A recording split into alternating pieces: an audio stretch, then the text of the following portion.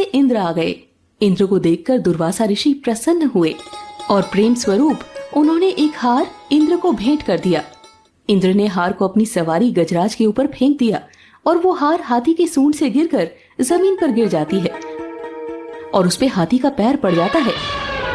बाद में उस रास्ते से दुर्वासा ऋषि का फिर से जाना होता है और देवराज इंद्र को भेंट दी हुई माला की दुर्दशा देखकर दुर्वासा मुनि क्रोध में आकर इंद्र को श्राप दे देते हैं। दुर्वासा कहते हैं, हे इंद्र, जिस धन संपदा का तुम्हें इतना अभिमान है कि मेरे द्वारा दी गई भेंट का तुमने अनादर किया है, आज से तुम लक्ष्मी विहीन हो जाओगे। ऋषि दुर्वासा के इस श्राप के कारण देवराज इंद्र तीनों लोकों से श्रीहीन हो गए थे। इस मौके की ताक को भांपते हुए दानवराज बलि ने इंद्रलोक पर आक्रमण कर देवलोक पर कब्जा कर लिया। तब इंद्र बाकी देवताओं और देवगुरु बृहस्पति के साथ ब्रह्मा जी के पास पहुंचे और उनसे इसका समाधान मांगा।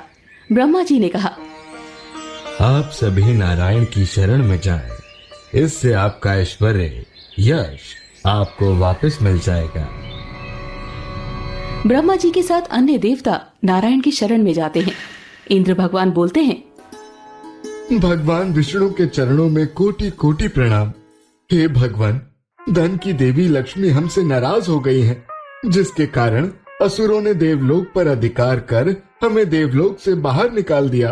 अब आप ही हमारा एकमात्र सहारा हैं। कुछ करिए प्रभु, कुछ करिए। देवराज इंद्र, विचलित होने से काम नहीं चलेगा। मेरी बात ध्यान पूर्वक सुनो।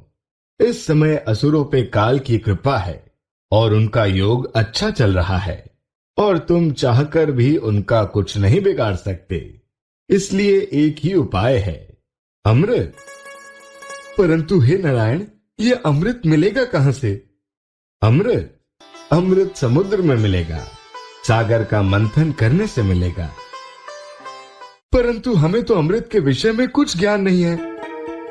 हे देवराज, जैसे दूध के अंदर मक्खन छिपा तो होता है, लेकिन तब तक नहीं मिलता जब तक दूध को मथा नहीं जाता। उसी प्रकार अमृत भी तभी मिलेगा जब समुद्र को मथा जाएगा। समुद्र में अनेक रत्न हैं, उसमें से एक अमृत भी है। परंतु हम समुद्र का मंथन करेंगे कैसे? मंथन मतानी और डोरी की सहायता से किया जाता है। मैं आपके लिए मंदर पर्वत को मथानी बनाऊंगा और वासुकी नाग को डोरी। परंतु उसमें एक ही चीज की आवश्यकता होगी, वो है दल जो डोरी को दोनों ओर से खींच सके। इसके लिए आप सभी को दानव को दूसरा दल बनाना होगा। लेकिन प्रभु, क्या दानव हमारी बात मानेंगे? तुम्हें उनसे मित्रता करनी होगी। दानव से मित्रता? पर यह अपमान नहीं होगा। आप सभी अपनी शक्ति खो चुके हैं, इससे बड़ा अपमान क्या होगा? भलाई इसी में है कि दानव से हाथ मिला लिया जाए। जब तक शत्रु की कमजोरी का पता ना चल जाए, तब तक उनके मित्र बनकर रहना ही अच्छा है। जाइए देवराज इंद्र, जाकर समुद्र मंथन की प्रस्तावना रखिए। भगवान विष्णु की सलाह के अनुसार देवराज इंद्र असुरों के राजा बलि के पास जाते हैं और समुद्र मंथन का प्रस्ताव रखते हैं। अगर मैं समुद्र मंथन के इस प्रस्ताव को स्वीकार कर लूं, तो इसमें मेरा क्या फायदा होगा? समुद्र मंथन से अमृत निकलेगा, जिससे देवता और दानव पीकर अमर हो जाएंगे। फिर हमें कोई नहीं मार सकेगा। ठीक है, मैं समुद्र मंथन का प्रस्ताव स्वीकार करता हूं। इंद्र सुनो, समुद्र से जो भी निकलेगा उस पर हमारा हक बराबर होगा। कोई छल कपट नहीं होना चाहिए। इसकी चिंता ना करें, जो भी रत्न निकलेगा बराबर बटेगा। समुद्र में मदरांचल पर्वत को स्थापित कर वासुकी नाग को रस्सी बनाया गया। जैसे ही मंथन आरंभ होता है, पर्वत डूबने लगता है। तब भगवान विष्णु ने कच्छप अवतार लिया। उसके उपरांत श्री हरि ने मदरांचल पर्वत को अपनी पीठ पे धारण कर लिया, ताकि मथनी अडिग रहे और पर्वत डूब ना जाए। अब ये समस्या हुई कि असुरों ने जिद पकड़ ली कि वो वासुकी नाग को पूंछ की तरफ से ही पकड़ेंगे, जबकि वासुकी नाग के मुख से ही जहर की फुंकार निकलेगी जो देवताओं को नष्ट कर देती। तभी वहां देवर्षि नारद आते हैं। मुख शरीर का श्रेष्ठ भाग होता है, और आप तो आज देवताओं से श्रेष्ठ हो। आपको वासुकी नाग को मुख की ओर से पकड़ना चाहिए। तभी असुरों ने कहा, आपकी बात उचित है देव ऋषि। देवताओं को ही वासुकी नाग को पूंछ की तरफ से पकड़ना होगा, हम मुख की तरफ से पकड़ेंगे। पूरे देवतागण और दैत्यों ने जोश के साथ अमृत मंथन शुरू किया। तभी समुद्र मंथन में से भयंकर विष निकला, जिसे देखकर देवता और असुर घबरा गए। अरे ये क्या, ये तो अमृत की जगह विष निकालने लगा। हम सब मारे जाएंगे। भागो भागो, अपनी जान बचाओ।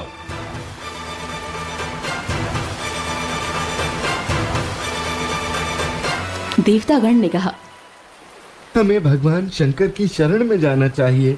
अब वही हैं जो हमें इस संकट से निकाल सकते हैं। भगवान भोलेनाथ, अमृत मंथन से विष निकल रहा है, पृथ्वी संकट में है, कुछ कीजिए प्रभु। कालकटु विष सबको लपेट में ले रहा है।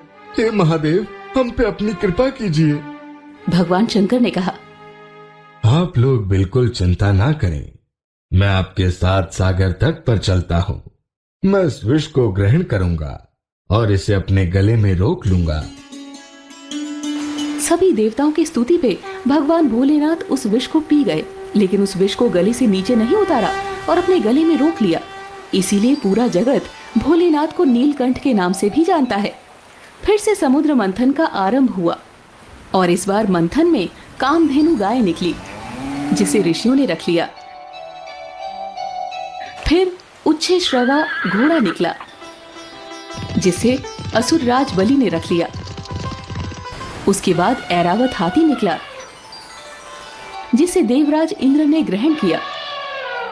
ऐरावत के पश्चात कौस्तुभमणि समुद्र से निकली, उसे विष्णु भगवान ने रख लिया। फिर हाथ में वरमाला लिए लक्ष्मी जी निकली। सब इंतजार में खड़े रहे कि किसके गले में वरमाला जाएगी, लेकिन लक्ष्मी जी वरमाला विष्णु भगवान के गले में पहना देती है। इसके बाद अंत में धन्वंतरी वैद्य अमृत का कलश लेकर सबके समक्ष आए। धन्वंतरी के हाथ से अमृत को असुरों ने छीन लिया, जिससे देवतागण निराश हो जाते हैं। देवता कहते हैं, हमारे पास इतनी शक्ति नहीं रही कि हम असुरों से लड़कर उस अमृत को ले सके। हमें भगवान विष्णु से सहायता मांगनी होगी। हे श्री हरि विष्णु, असुरों ने अमृत हमसे छल से छीन लिया है और हम सबकी सारी शक्ति दुर्वासा ऋषि के श्राप के कारण समाप्त हो गई है, जिससे हम सब असुरों से युद्ध करने में असक्षम हैं और दानव अमृत पी के समस्त सृष्टि का सर्वनाश कर डालेंगे। आप चिंता न करें देवतागण, इस अमृत पे सिर्फ देवताओं का हक है। मैं मोहिनी का रूप धारण कर आपकी समस्या दूर करूंगा। देवताओं की निराशा को देखकर भगवान विष्णु तत्काल मोहिनी रूप धारण कर असुरों के पास जा पहुँचे। जब असुरों ने उस नव यौवना सुंदरी को अपनी ओर आते हुए देखा, तब वे उस सुंदरी को देखकर पागल हो गए। सारे दानव काम वासना में लीन भगवान विष्णु के मोहिनी रूप के पीछे मदहोश हो जाते हैं।